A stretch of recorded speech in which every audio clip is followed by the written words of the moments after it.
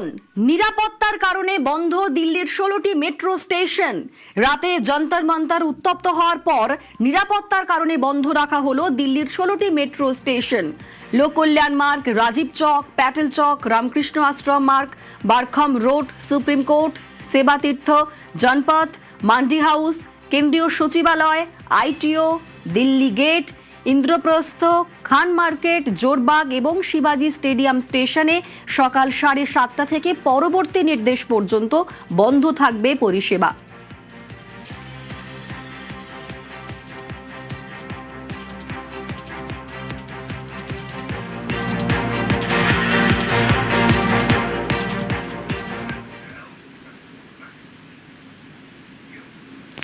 ককরোচদের জমায়েতের সমালোচনায় তসলিমা।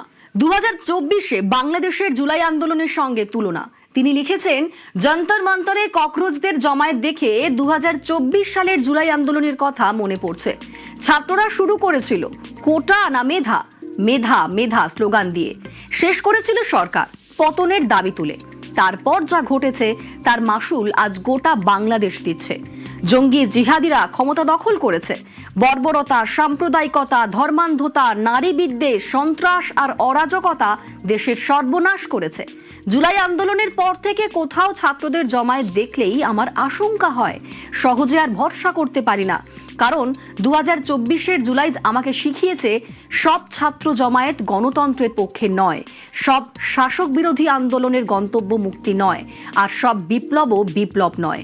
কোনো বিপ্লব পুরনো শাসককে সরিয়ে আরো ভয়ঙ্কর অন্ধকারের জন্য দরজা খুলে দেয়।